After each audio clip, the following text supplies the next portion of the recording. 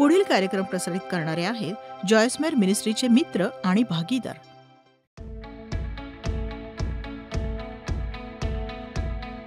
मी आशेवर पुस्तक लिहिलंय आणि या पुस्तकात मी नमूद केलंय की आपल्या जीवनातल्या गोष्टींविषयी देवाचा दृष्टिकोन किती महत्वाचा आहे, किंवा असं म्हणता येईल की आपण आपल्या जीवनातल्या परिस्थितींकडे देवाच्या दृष्टिकोनातून पाहायला हवं, आपल्या दृष्टिकोनातून नव्हे आणि इतर लोकांच्याही नव्हे. बघा, अनेकदा जेव्हा समस्या येते तेव्हा आपल्याला वाटतं की ही जगातली सगळ्यात वाईट गोष्ट आहे जी आपल्या जीवनात घडली आहे. पण खरं तर देवाच्या दृष्टिकोनातून पाहिल्यास ती देवाची योजना असते जी आपल्या जीवनात आपल्या हितासाठीच कार्य करते. नुकतंच आमच्या एका कर्मचाऱ्याने सांगितलं की त्यांच्या जुन्या घराच्या डागडुजीसाठी त्याला मोठ्या रकमेची फार गरज होती आणि त्याला अनेक लेकरं होती, 2 कुत्रेही होते आणि छपरापासून पायापर्यंत सगळी डागडुजी करायची होती. पण त्यासाठी त्याच्याकडे पैसे नव्हते, काय करावं कळत नव्हतं. म्हणून त्याने देवाला हाक मारून म्हटलं की मी हे कसं करीन माहीत नाही, पण माझा तुझ्यावर भरोसा आहे. आणि काही दिवसांनी त्या घराला आग लागली आणि ते घर पूर्णतः भस्म झालं नाही, पण नुकसान मात्र खूप झालं होतं. आणि बघा, आता मोठीच समस्या होती आणि त्याची पत्नी वारंवार म्हणत होती की सगळं काही ठीक होईल, सगळं काही ठीक होईल, ही निर्जीव वस्तू आहे. पुन्हा पुन्हा ती म्हणायची, ही निर्जीव वस्तू आहे, सगळं काही नीट होईल. आणि बघा, कालांतराने त्यांना विम्याचे जे पैसे मिळाले त्यातून त्यांच्या घराचं झालेलं नुकसानच फक्त भरून निघालं नाही, तर त्या पैशातून त्यांच्या घराची एकंदर सगळी डागडुजी देखील त्यांना करता आली आणि इतकं सगळं करूनही त्यांच्या हातात थोडेसे पैसे शिल्लक राहिले. बघा, ही किती चांगली गोष्ट होती की विषम परिस्थितीतही ते सकारात्मक राहिले. आणि अशा परिस्थितीमध्ये असलेल्या किती लोकांना वाटतं की आता सगळं काही संपलंय आणि परिस्थिती हाताबाहेर गेलेली आहे. पण जर आपण सकारात्मक वृत्ती ठेवून आशावादी राहिलो तर आपण देवाचं चमत्कार करणारं सामर्थ्य अनुभवू शकतो. आणि जर आपण त्याच्या सिद्धांतांशी सहकार्य केलं तर तो सगळी परिस्थिती बदलून टाकू शकतो. मग परिस्थिती कशीही का असेना, तुमची समस्या किती मोठी असो, तुम्ही एका मिनिटासाठी शांत राहून विचार का नाही करत की देव या परिस्थितीकडे कसं पाहिल. आणि माझा विश्वास आहे यामुळे तुमच्या चेहऱ्यावर हास्य फुलेल आणि तुमच्या मनात आशा पालवेल. प्रभू आशीर्वाद देव.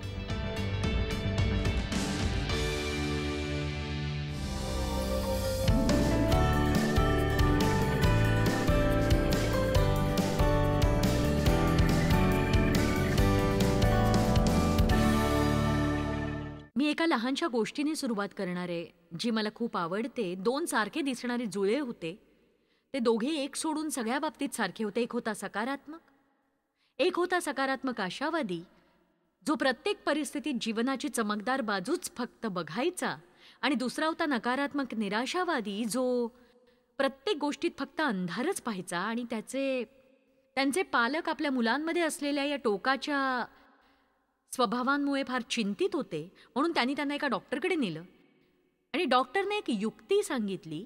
त्यांच्या पुढच्या वाढदिवशी निराशावादी मुलाला नवी बाईक द्या, पण आशावादी मुलाला फक्त शेणाचा एक गोळा द्या. आता ही गोष्ट त्यांना फारच टोकाची वाटली. शेवटी काही झालं तरी मुलं त्यांच्यासाठी समानच होती, पण तरीही त्या दोघांनी ठरवलं की ते डॉक्टरच्या सल्ल्याप्रमाणे वागतील. मग जेव्हा त्या जुळ्यांचा वाढदिवस आला तेव्हा पालकांनी त्यांच्या निराशावादी मुलाला सगळ्यात महागडी अशी लोकप्रिय असलेली रेसिंग बाईक दिली. आणि ती बाईक पाहून तो लगेच म्हणाला की हिच्यामुळे कदाचित माझं तंगडच मोडेल. आणि आशावादी मुलाला त्यांनी एका खोक्यात शेण घालून दिलं आणि ते त्याने उघडलं आणि क्षणभरासाठी तो गोंधळला आणि मग ओरडून म्हणाला, मला फसवू नका, जिथे इतकं शेण आहे तिथे शिंगरूही असणारच आहे.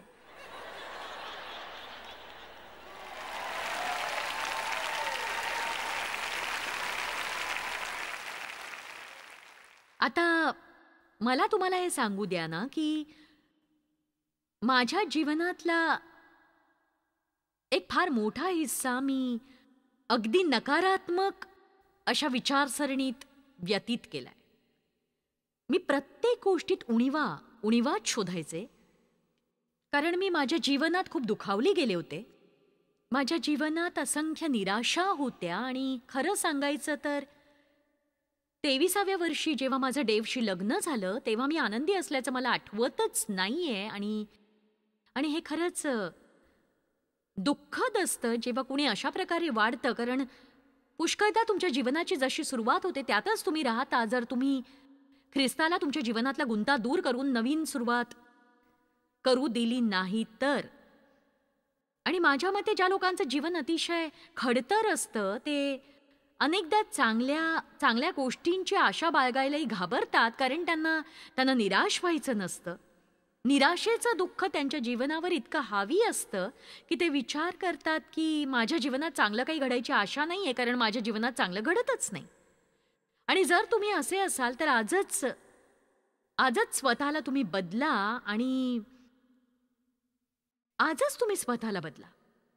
कल्पना करवत नाही की जर आपण आशा बाळगणं सोडलं तर जीवनाची दशा काय होईल. आणि मी सांगू शकते की आयुष्यभर चांगल्या गोष्टींची आशा बाळगूनही तुम्हाला ती मिळाली नाही तरी तुमचं आयुष्य आशा नसताना मिळालेल्या गोष्टींपेक्षा सुखकर होईल. कारण आशा बाळगल्याने जीवन आनंदी बनतं. तुम्हाला आनंदात बघणं सैतानाला रुचत नाही. चोर येतो चोरी, हत्या आणि नाश करावयासाठी. तो आपला आनंद चोरतो, पण येशूने म्हटले मी आलो आहे की तुम्हाला जीवनप्राप्ती व्हावी व ती विपुलपणे व्हावी म्हणून. आपल्यावर होणारे सैतानाचे हल्ले आपल्याला एखादी गोष्ट मिळू नये किंवा आपल्याला पदोन्नती किंवा इतर गोष्टी मिळू नयेत म्हणून होत नाहीत. तो आपला आनंद चोरतो, कारण आनंदात ऊर्जा असते. आनंदात ऊर्जा आहे. बायबल म्हणतं प्रभूचा आनंद माझं सामर्थ्य आहे. पण मला हे दुसऱ्या प्रकारे मांडायचं. आनंद म्हणजे ऊर्जा आहे. मी चांगल्या मनस्थितीत असते तेव्हा माझ्या शरीरात ऊर्जा वाहिल्याचा अनुभव येतो मला. मी उत्फुल्ल असते अगदी. आणि मी वाईट मनस्थितीत असते तेव्हा शरीरातली ऊर्जा अशी निघून गेल्याचं जाणवतं. आणि मी काय सांगते ते ऐका. तुमची मनोवृत्ती ही तुमची आहे. आणि तुमची इच्छा नसताना कुणी तुम्हाला चांगली मनोवृत्ती देणार नाही. तुमची इच्छा नसताना तुम्हाला कोणी वाईट मनोवृत्तीही देणार नाही. मी हे पुन्हा सांगेन, तुमची मनोवृत्ती ही तुमची आहे. तुमची इच्छा नसताना कुणी तुम्हाला चांगली मनोवृत्ती देणार नाही. तुमची इच्छा नसताना तुम्हाला कुणी वाईट मनोवृत्तीही देणार नाही. आणि बघा, जगातली कोणती चांगली गोष्ट नकारात्मक माणसाला आनंदी नाही करू शकत. आपल्याला वाटतं जीवनात वाईट परिस्थिती आली की आपली मनोवृत्ती वाईट व्हायला हवी आणि वाईट मनोवृत्ती बाळगणं बंधनकारकच आहे. पण ही एक स्वाभाविक समजूत आहे. पण विश्वासणारे या नात्याने तुम्हाला असं करायची गरज नाही, कारण तो तुम्हाला हृदयामध्ये जे देतो ते तुम्हाला मिळणाऱ्या बाहेरच्या गोष्टीपेक्षा उत्तम असतं. तुमच्यामध्ये जो आहे तो जगात असणाऱ्यापेक्षाही मोठा आहे. आणि बायबल आपल्याला शिकवतं की सगळ्या प्रकारच्या परीक्षांमधून जात असताना आपण हेतू पुरस्सरपणे आनंदीच राहायला हवं. आमेन. मला ठाऊक आहे काही जणांचं हे वर्ष फारच कठीण गेलंय. काहींना तर 5 वर्ष कठीण गेली असतील. काही जणांचं अख्खं जीवनच खडतर असेल. पण मला हे सांगायचंय की तुम्ही सैतानाला सहकार्य करून स्वतःचं जीवन उद्ध्वस्त करू नका. निराश होऊ नका, नकारात्मक होऊ नका, निराशावादी बनू नका आणि तुमच्या जीवनात काहीतरी चांगलं घडेल हे तुम्ही कधीही नाकारू नका. जसा विश्वास तसंच फळ. तुझ्या विश्वासाप्रमाणे तुला हो. मी हे नेहमी म्हणत असते, मी कशाचीही आशा न बाळगता सर्व मिळवण्यापेक्षा सर्व गोष्टींची आशा बाळगून अर्ध्या गोष्टी मिळवणं पसंत करेन.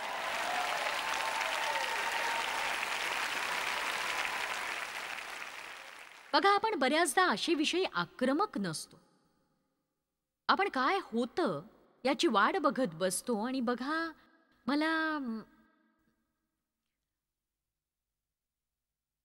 मला सभा चांगल्या होण्याची आशा असते. आणि बघा, आता ही काही बायबलमधली आशा नाहीये. हे इच्छा धरण्यापेक्षा फारसं वेगळं नाहीये. बायबलमधली आशा ही विश्वासाच्या अगदी जवळ आहे. आणि त्यांनी आशेनं विश्वास धरला. विश्वास हा चांगल्या गोष्टी घडणार असल्याची खात्री उत्पन्न करत असतो. तुम्ही देवाच्या अभिवचनांवर विश्वास ठेवता, आशा बाळगता. खरं तर आशेची व्याख्या आहे आत्मविश्वासाने आणि आनंदाने काहीतरी चांगलं घडण्याची अपेक्षा बाळगणं. आत्मविश्वासाने आणि आनंदाने. मला हे आवडतं. आणि हे फार छान आहे. आता बघा मी काय म्हणते ऐका, कारण बरेच लोक म्हणतात मला काय वाटतं यावर माझं नियंत्रण नाही. कसं वाटतं यावर आपण बोलत नाही आहोत, तर आपण बोलतोय आपल्या विश्वासाविषयी, आपल्या मतांविषयी. आणि या दिवसांमध्ये मी वारंवार हेच सांगते की आपलं तोंड उघडा आणि काहीतरी सकारात्मक बोला, कारण तुम्ही जे बोलता ते तुमच्या चेहऱ्यावर दिसतं, तुमच्या कानात शिरतं आणि तुमच्या आत्म्यात झिरपतं आणि त्यामुळे तुमची मनस्थिती उल्हासित होते. सकारात्मक बोलून तुमची मनस्थिती उल्हासित होते. नकारात्मक बोलून तुमची मनस्थिती बिघडते. तुमच्या बोलण्याने तुम्ही लोकांची कीव ओढवू शकता किंवा देववचनाने सामर्थ्य मिळवा. अनुकूल आणि आत्मविश्वासपूर्ण अपेक्षांचा न पाहिलेल्या भविष्याशी जवळचा संबंध आहे. या वर्षाच्या जानेवारीपासून मी अर्थपूर्ण रीतीने हे म्हणू लागलेले आहे की हे माझं स्वतःचं जीवन आहे आणि मी असं म्हणायला विसरत नाही की मी सगळीकडे लोकांना हेच सांगते, टीव्हीवरूनही सांगते की तुम्ही सकाळी उठल्यावर जमिनीवर पाय ठेवण्याआधी माझ्यासारखं म्हणा किंवा झोपेतून उठल्यावर काही वेळाने हे करू शकता. तुम्ही आपलं तोंड उघडून म्हणा की, म्हणजे जेव्हा मी माझं तोंड उघडते मी मोठ्याने म्हणते, आज माझ्या बाबतीत काहीतरी चांगलं घडणार आहे. आणि तिथेच थांबू नका, पुढे व्हा आणि सैतानाला वेडपिसं करा आणि म्हणा, आज माझ्या बाबतीत नक्की काहीतरी चांगलं घडणार आहे. माझ्या बाबतीत काहीतरी चांगलं घडणार आहे आणि माझ्या बाबतीत काहीतरी चांगलं घडणार आहे कारण आपण स्वतः आशीर्वाद आहोत. फक्त आशीर्वाद मिळवायला धडपडू नका. आपण स्वतः आशीर्वाद आहोत. देव अब्राहमाला म्हणाला, मी तुला आशीर्वाद देईन आणि तुला आशीर्वाद बनवीन आणि तुझ्या योगे इतरांचं भलं होईल. आशा ही फक्त एक सकारात्मक वृत्ती आणि मनस्थिती आहे. आशापूर्ण व्यक्ती कुठल्याही परिस्थितीत नकारात्मक होत नाहीत आणि ते आपली समस्या ओळखून तिचा सामना करतात आणि ते आशापूर्ण राहतात, विचारांनी, वृत्तीने आणि संभाषणानेही विजय मिळवेपर्यंत. अशा व्यक्ती आशापूर्ण राहतात, विचारांनी, वृत्तीने आणि संभाषणाने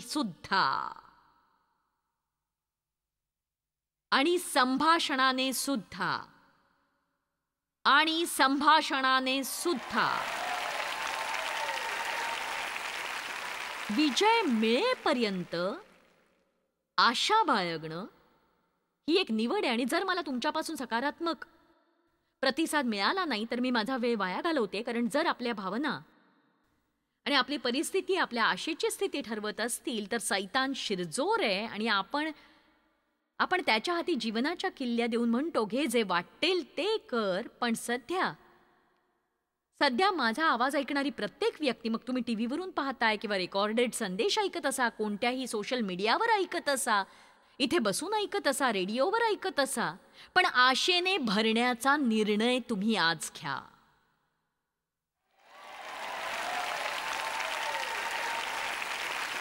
आणि तुमच्याविषयीचे निर्णय इतरांनी का घ्यावेत सांगा. तुम्ही आनंदी राहू शकता तर तुम्ही आनंदी राहणं का निवडत नाही? तुमचे विचार, तुमची वृत्ती, तुमचे शब्द तुमचे आहेत आणि आशा पूर्ण होण्यासाठी तुम्ही कोणत्याही खास भावनेची वाट पाहत राहू नका. आपण निर्णय घेतो आणि आपल्या निर्णयांसोबत भावनाही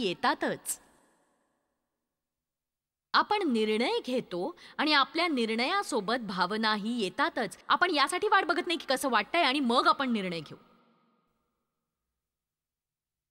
जसं या सुट्टीत तुम्ही जॉयस मायर कॉन्फरन्सला जाणार का? मला कसं वाटतं याची मी वाट बघणार आहे. मग तुम्ही जाणारच नाही, म्हणजे तुम्ही जाणारच नाही. मग नाही जाणार तुम्ही नक्कीच.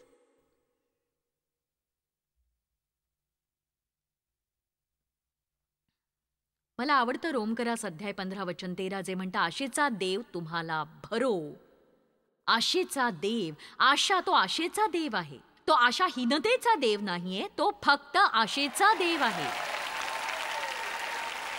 आशेचा देव तुम्हाला तुमच्या विश्वासाद्वारे आनंदाने व शांतीने भरो. शांतीने.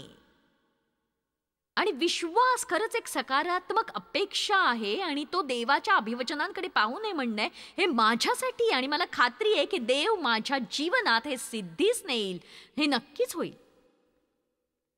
चला आता स्वतःसाठी लढा. निष्क्रिय होऊन एका जागी बसून ही आशा बाळगू नका की तुमच्या बाबतीत काहीतरी चांगलं घडेल आणि इतरांच्या बाबतीत काही चांगलं घडलंय म्हणून त्यांचा हेवा करू नका. कळत नाही माझ्या बाबतीत काही चांगलं का घडत नाही ते. मला ठाऊक आहे तुमची वृत्ती.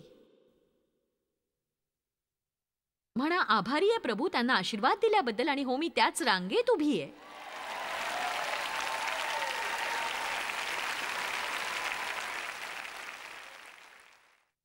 परमेश्वर आशेचा कर्ता आहे. देवाशिवाय आशेचं काहीच अस्तित्व नसतं आणि त्यामुळेच तर जग संकटात आहे की हो अरे बाप रे.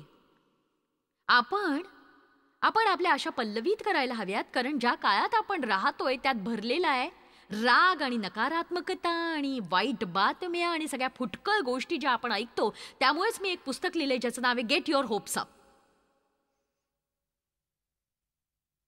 तुमच्यात थोडी आशा नको तर तुमच्यात भरपूर आशा हवी. तुमच्यात जास्त आशा असेल तर ती आशा आमूलाग्र असायला हवी.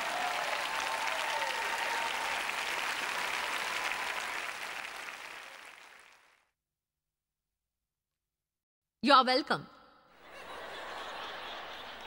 संशय आणि नकारात्मकता आशा चोरतात, ती तुंबवतात. जेव्हा तुम्ही कशामुळे निराश होता तेव्हा तुम्हाला आशेच्या पुनरुज्जीवनाची आणि सकारात्मक वृत्तीची गरज असते. माझ्या बाबतीत काहीतरी चांगलं घडणार आहे, माझ्याद्वारे काहीतरी चांगलं घडणार आहे. तुम्ही 1 तास आपल्या घराभोवती प्रदक्षिणा मारत वारंवार असं म्हटलं तर ते उत्तमच आहे की माझ्या बाबतीत चांगलं काहीतरी घडणार आहे. देव चांगला आहे आणि माझ्या बाबतीत चांगलं काहीतरी घडणार आहे. देव इतरांना देतो तसा मलाही आशीर्वाद देईल. माझ्या बाबतीत काहीतरी चांगलं घडणार आहे. आमेन.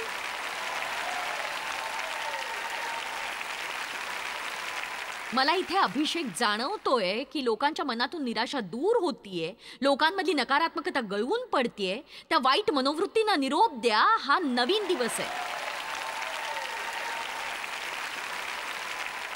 ठाऊ काही चॉईस, मी आज सकाळी उठलो आणि मी निराशेने घेरलो गेलो. हो बघ ना, माझ्यात नेहमीसारखा उत्साह नव्हता.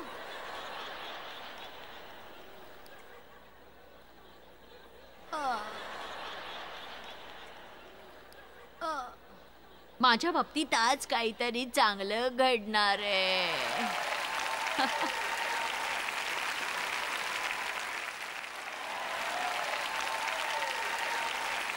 म्हणजे सकाळ कधी कधी कठीण असूच शकते, नक्कीच.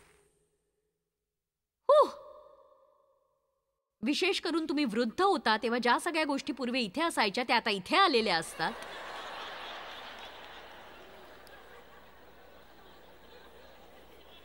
हे विचित्र आहे. हे सगळं एकदम गेल्यासारखं वाटतं. असं वाटतं जसं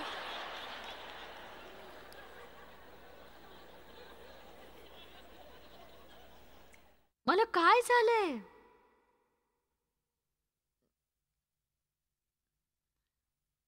नकारात्मक भावनांना आपण रोखू शकत नसलो तरी आपण त्यांना हुसकू शकतो योग्य वृत्तीने, संभाषणाने आणि कृतीनेही. नीतिसूत्र अध्याय 15 वचन 15. स्वतःसाठी लढा, तुमच्या कुटुंबासाठी लढा. मी तुम्हाला सांगते, जर तुम्ही गृहिणी असाल, आई असाल तर खुश राहा. आई खुश नसेल तर कोणीही खुश नसेल, हे लक्षात घ्या. बघा, मी नेहमी म्हणते माझं लहानपण फार कष्टाने भरलं होतं, त्यामुळे मला वाईट गोष्टींची अपेक्षा बाळगायची सवयच लागली होती. मी काय म्हणते ते इथे कुणाला कळतंय का सांगा. तुम्ही फक्त तुमच्या जीवनात इतका कचरा भरलाय ना की तुम्ही थांबा आणि बघा पुढे काय होतंय ते. मी देवाच्या सेवेत आल्यापासून देवाच्या अधिक जवळ गेले आणि एके सकाळी मी आरशात पाहून माझे केस विंचरत होते आणि मला पिडणारी अशी जाणीव व्हायला लागली आणि मला ते जाणवत होतं आणि मी फक्त म्हणाले, प्रभू हे काय आहे. आणि मी माझ्या आत्म्यात ऐकलं की दुष्ट प्रवृत्ती, आणि मला ठाऊकही नव्हतं ते नेमकं काय होतं. पण इथे नीतिसूत्र 15:15 मध्ये बायबल म्हणतं, दुःखग्रस्ताला सर्व दिवस वाईट असतात, पण ज्याचे हृदय आनंदी असते त्याला सदा मेजवानी असते. ज्याचे हृदय आनंदी असते त्याला सदा मेजवानी असते, त्याला सदा मेजवानी असते. हे वचन अद्भुत नाहीये का? आपण या सभांमध्ये बोलतोय सैतानावर अधिकार गाजवण्याविषयी, आणि मला ठाऊक आहे तुम्ही सगळ्या सभांना हजर नव्हतात, म्हणून तुम्ही म्हणाल, तुम्ही काय बोलताय, सैतानावर अधिकार कसा गाजवायचा? बायबल म्हणतं आपण सैतानाचा सामना केला की तो पळून जातो. आपण आपल्या डोळ्यांनी सैतानाला पाहू शकत नाही, आपल्याला दुरात्मे दिसत नाहीत, पण तुम्हाला त्याचा अस्तित्व जाणवतं. या आठवड्यात मला या ठिकाणी अतिशय मोठ्या प्रमाणात मोकळीक जाणवली, आणि मॅट रेडमन आणि त्यांचा आराधना संघही इथे आहे, आणि ज्यांच्याविषयी मी सांगितलं होतं आणि तेही हेच म्हणाले. बघा, मी तुम्हाला सांगू शकते की या आठवड्यात या ठिकाणी विश्वास आणि बऱ्याच सकारात्मक गोष्टी घडल्या आहेत. म्हणजे आपण प्रभूची आराधना करत असताना कोणताही त्रासदायक आत्मा जवळपास फिरकलाही नाही.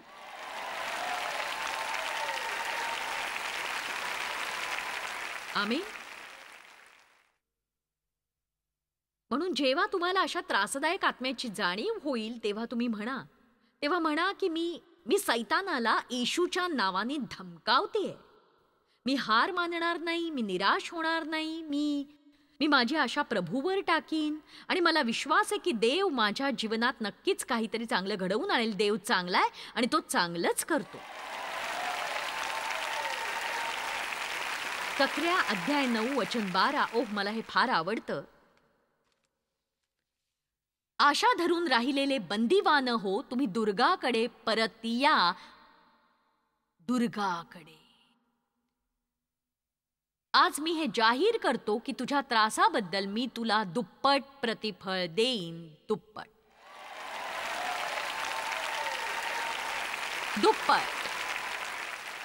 आता पुढे ऐका, तो असं म्हणत नाही की मी हे आत्ताच नीट करतो. तो म्हणतो मी हे जाहीर करतो की मी हे तुझ्या जीवनात घडवून आणीन, पण हे घडून येण्यासाठी तू आशेचा बंदिवान व्हायला हवं. तुम्हाला याचा अर्थ ठाऊक आहे? मी आशेत बंदिस्त आहे. मी काही करू शकत नाही. माझा देवावर विश्वास आहे. मी हतबल आहे. माझ्या जीवनात देव ज्या मोठ्या गोष्टी करणार आहे त्या मला पाहायच्याच आहेत. आणि मला सांगा, आपण असं का नाही जगू शकत? म्हणजे बघा, मी जर म्हटलं, असं समजा की मी इथून एखाद्याला निवडलं आणि म्हटलं की चला मला तुमचा पत्ता द्या, मी तुमच्याकडे उद्या जेवायला येणार आहे.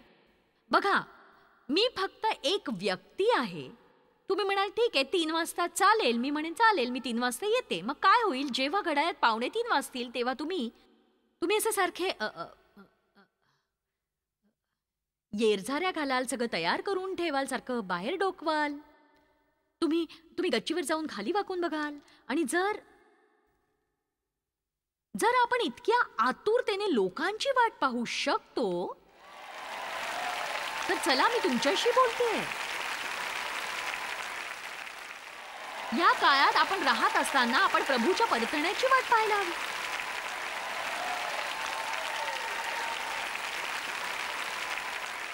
ज्या काळात आपण जगतोय त्या काळात आपण प्रभूच्या परतण्याची वाट ही पाहायलाच हवी. तो म्हणाला मी पुन्हा येईन. जेव्हा तुम्ही अपेक्षा करणार नाही तेव्हा मी परतेन. आणि बघा, सुरुवातीचे ख्रिस्ती तुम्ही नवा करार वाचला तर तुमच्या लक्षात येईल की वारंवार ते हेच म्हणायचे, प्रभू लवकर येणार आहे म्हणून हे करा, कारण प्रभू परत येणार आहे. फिलिप्पीकरास पत्रात तो त्यांना उत्तेजन देतो की निस्वार्थीपणे जगा, कारण प्रभू जवळ आहे. मला वाटतं की आपण आपल्या डोळ्यासमोर सर्व काळ ठेवला पाहिजे. पण इथे पृथ्वीवर असतानाही मला हवी असलेली गोष्ट जर मिळाली नाही तरी मी विश्वास ठेवीन, मी त्याची आशा धरीन, आणि ती गोष्ट मला सर्व काळात मिळणार असेल तर मी तोपर्यंत थांबेन, कारण मला तिथे गेल्यानंतर ती मिळेलच हे ठाऊक आहे मला. आणि प्रत्येक गोष्ट तुम्ही तिथे गेल्यानंतर प्रत्येक गोष्ट तुमचीच असणार आहे. तिथे गेल्यानंतर सगळं काही कळून येईल. यावर विचार करा तुम्ही.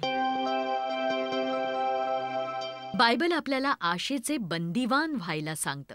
जेव्हा आपण ते करतो तेव्हा आपण आशेने भरले जातो आणि आपण जे काही गमावलेलं असतं ते आपल्याला दुपटीने देण्यावाचून देवाकडे दुसरा पर्याय राहत नाही. तुम्ही आशेने भरलेले व्हा आणि ते हेतुपुरस्सर करत राहा. माझी खात्री आहे तुम्ही या पुस्तकाचा आनंद लुटाल. प्रभूची स्तुती असो.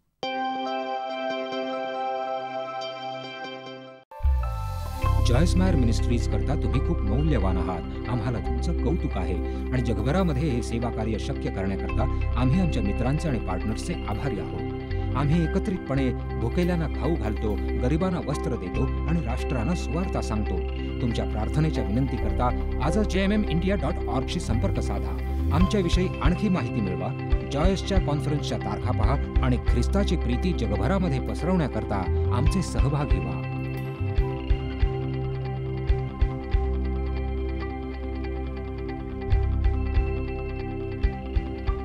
याचा सर्व खर्च जॉयस मेर मिनिस्ट्रीचे मित्र आणि भागीदार करत आहेत.